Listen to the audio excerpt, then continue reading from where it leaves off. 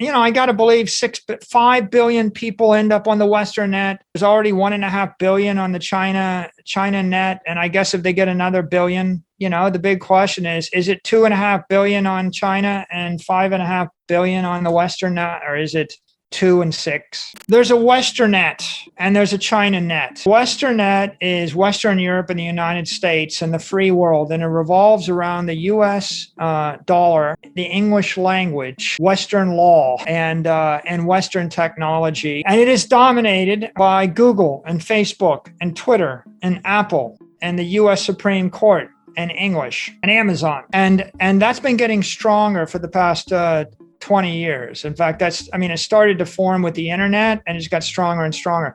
And then there's the Great Wall of China, and behind the Great Wall of China, they block Twitter, they block Facebook, they block Google. Apple, they have a love-hate relationship with, but they block most of these other things. And they have their own Weibo and WeChat and Alibaba and Alipay. They don't want Google Pay. They don't want Apple Pay.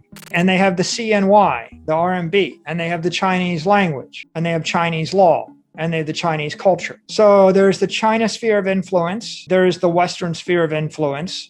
That has been that way for quite a while, more than a decade, probably 20 years. It's been getting stronger and stronger. It was always that way, but it became visible to us after the internet revolution because you saw the VPNs and the firewalls and the like, right? There is a controlled flow of information. What you just saw with the China crackdown is it drove a China exodus. It drove an exodus of Bitcoin mining and Bitcoin holdings from China.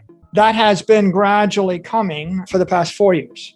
And this was a pretty aggressive acceleration of that in about a 4-week to 6-week timeframe.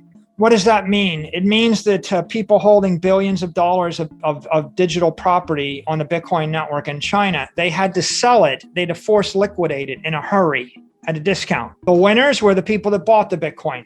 My company bought 500 million worth of Bitcoin at 37,000. I would have paid double. I would have paid triple. We were going to buy it. Okay, so we're the beneficiaries. The people that sold it to me, they had to sell it under pressure in a hurry. And then the Bitcoin mining equipment, the Bitcoin miners had half the mining market. It was worth $10 billion a year. They were growing at 100% a year. It would have been worth $1 trillion to them. They had to leave China. That the Bitcoin mining network is the security network of Bitcoin. Now it's going to Siberia and Iceland and Canada and the US and Texas and El Salvador and Argentina and Africa. It's a benefit to the rest of the world. It's a loss to China.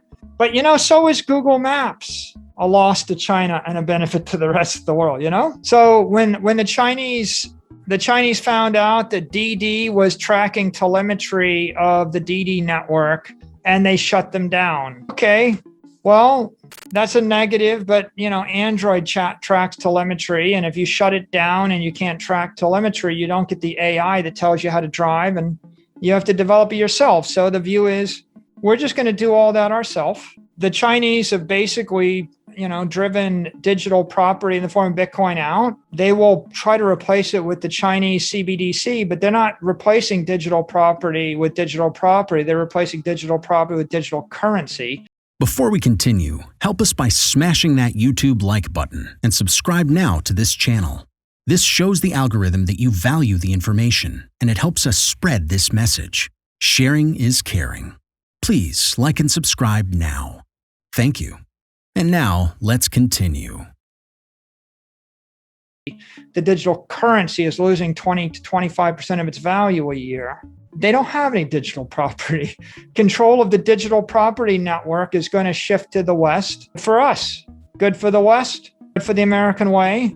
If you got a bet between the market economy and decentralized capitalism and creative destruction a la Schumpeter, or you bet on central planning economy, ultimately you bet on the market economy because it's Darwinian. There's not a single educated person in the world that would have put a bunch of college dropouts in charge of the tech industry in the US. Bill Gates is a dropout. Mark Zuckerberg is a dropout. Larry Ellison is a dropout. Steve Jobs is a dropout. Michael Dell is a dropout, right? A lot of college dropouts with a lot of power, in the world. And normally centralized economies put people with PhDs and master's degrees from good universities in charge of stuff. Sometimes there's intelligent people from good universities, but a lot of times if they do the right thing, it's because they got beat up by dropouts or they got beat up by the market economy and they had their head handed to them because they got arrogant, and someone doing something that they disagreed with, blows up their beautiful model of the world and they react. And the result is natural selection and evolution towards something better. To be clear, my view here is if you're in a monetary environment where the money supply is expanding at more than 15% a year, and you can borrow money at 2% interest or 3% interest, and you can buy something of tangible value that is not being debased or inflated away, it's probably a wise idea.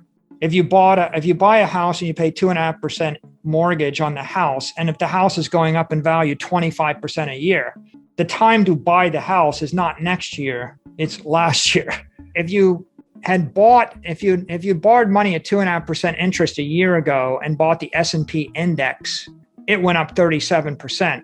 So the generic observation is when you can borrow money that is not marked to market for long durations for next to nothing, if you have a use of proceeds that you're confident in, then it's a good idea. So I would say in general, it seems wise to me to hold tangible assets and let them appreciate in value as the money printer goes burr. If you believe in Bitcoin, then yeah, obviously I believe that Bitcoin is the apex property. But if you don't agree with me, study for 100 hours. If you still don't agree with me, study 1,000 hours. If you don't have time to study for 100 or 1,000 hours, then forget about Bitcoin. The next apex property is a piece of real estate that you're going to use for the rest of your life. And then the next apex property is a trophy asset that you think a wealthy person will want to buy off you in a decade. Ask yourself the question, what is it I can buy that someone with money and education will want to buy from me in a decade? What to do in such a situation? Inform yourself and keep your financial education strong. We from the Compact Group offer our loyal subscribers a free educational portal with first-hand monetary, financial, and economic knowledge. Enter our invite-only Insider Club by clicking the link below. You will get access to first-class information far earlier than the rest. We have prepared a special deal for all our members where you can access a giant pool of Robert Kiyosaki's financial wisdom for just $1. To find out more, simply click the link below and join our Insider Club absolutely free. But there is more you can and should do. Build up several streams of income. More and more people realize that they have to take their future in their own hands, but they don't know how and where to start.